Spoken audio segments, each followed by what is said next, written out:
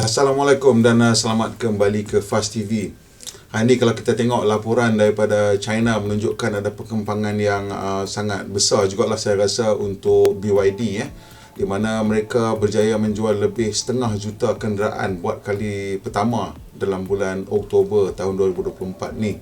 Dan kalau kita tengok carta yang dipaparkan di sini menunjukkan bahawa angka jualan mereka mula melonjak dengan begitu ketara sekali bermula pada bulan Julai selepas ada sedikit stagnation ataupun pendataran dan ada jatuh sikit semasa bulan Jun tu Julai jatuh sikit kemudian dia melonjak balik. Kali ini menunjukkan peningkatan sebanyak 66% daripada Oktober tahun lepas di mana mereka hanya menjual 300,000 kereta, 301,095 to be more specific. Peningkatan 20% daripada bulan lepas di mana mereka menjual 417,603 unit kenderaan.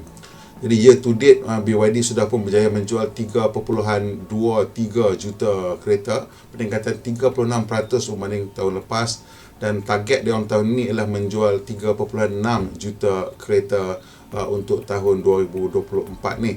Jadi kali ini kita tengok bahawa jualan NEV ataupun New Energy Vehicle, maksudnya semua kereta yang mempunyai elektrik. Kalau kita kat Malaysia kita panggil dia electrified vehicle Ini include plug-in hybrid, hydrogen dan sebagainya. Tapi dekat China hydrogen semua tak ada lah. Jadi angka jualan untuk BYD ni sebenarnya memang semuanya ialah hybrid dengan BEV saja. Kerana BYD sudah pun berhenti menjual kereta ICE penuhnya pada tahun 2022. Jadi total jualan untuk BYD pada bulan Oktober termasuk kenderaan komersial ialah 502,657 unit dan dia punya production was 536,134 unit. Jadi ini menunjukkan bahawa production tu ada sikit saja gap so there might be some waiting list yang agak panjang untuk setengah-setengah produk. Dan ekspor dikatakan 31,192, 28,000 sudah pun diekspor. Tak banyak ekspor BYD ni. Kalau kita tengok kat Malaysia pun dia mungkin jual dalam 1,000 unit sebulan lebih kurang total campur. So this is kecil lagi lah.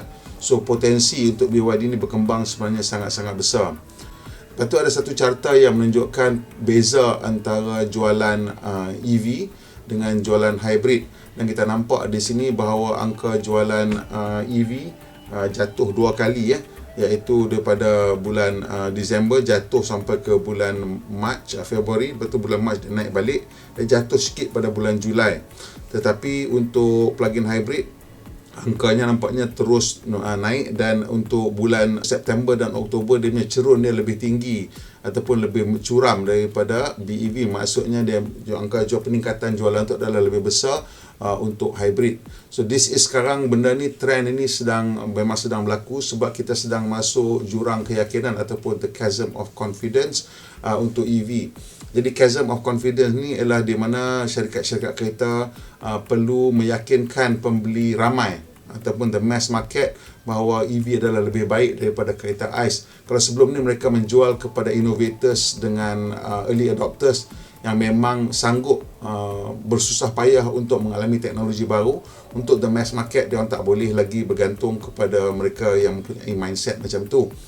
Jadi kat sini akan berlaku satu pemelahanan ataupun slow down sedikit atau pendataran jualan tu sedikit kerana pembeli-pembeli mass market ni dia nak tahu benda tu mesti kena faster, better dan cheaper untuk membolehkan mereka cepat untuk membeli teknologi baru. Dan sekarang ni kita tengok itu pun sedang berlaku sebenarnya di China, di mana produk-produk baru yang keluar daripada China semuanya dalam lingkungan harga yang mampu milik dan mempunyai spesifikasi yang cukup menarik, lebih baik daripada kenderaan ICE yang ditawarkan pada segmen yang sama dan pada harga yang kompetitif dengan produk-produk ICE. So kita expect angka jualan untuk BYD akan terus meningkat dan terus naik, sementara angka jualan untuk plug-in hybrid juga akan terus meningkat.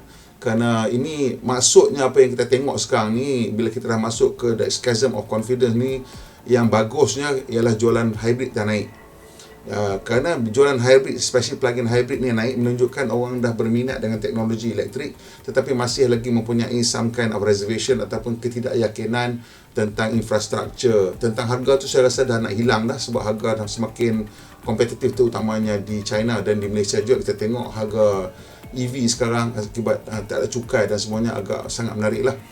So bila kita tengok harga tu dah mula turun, dan kita tengok minat terhadap plug-in hybrid tu meningkat secara mendadak, kita boleh tekalah bahawa minat pembeli biasa terhadap EV tu sudah pun ada.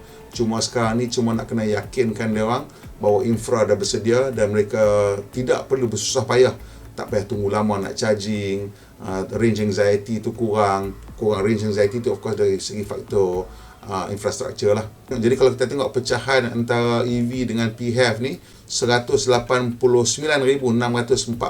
BEV dijual, 37.9%. PHEV pula 310,912, iaitu 62.1%. Pada tahun lepas PHEV punya jualan adalah sekitar 45%, tapi sekarang dia dah mula mengatasi angka jualan BEV. Lagi satu berita yang kita nak ceritakan ialah mengenai Geely pula, di mana Geely pula telah berjaya memecah 100,000 unit sebulan new energy vehicle.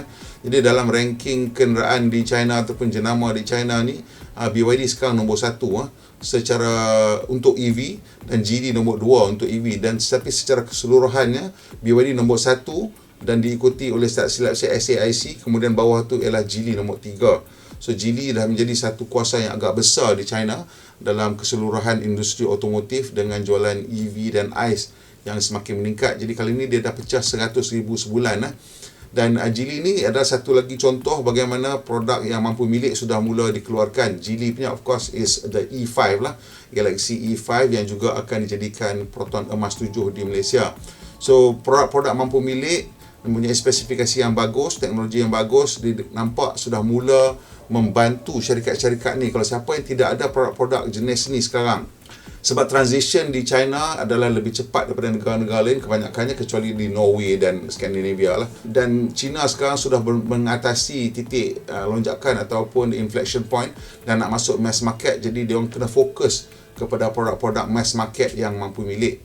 Dan kita tengok pada bulan Oktober Geely berjaya menjual 108,722 unit kenderaan NEV, peningkatan 19% dan peningkatan 83% tahun demi tahun.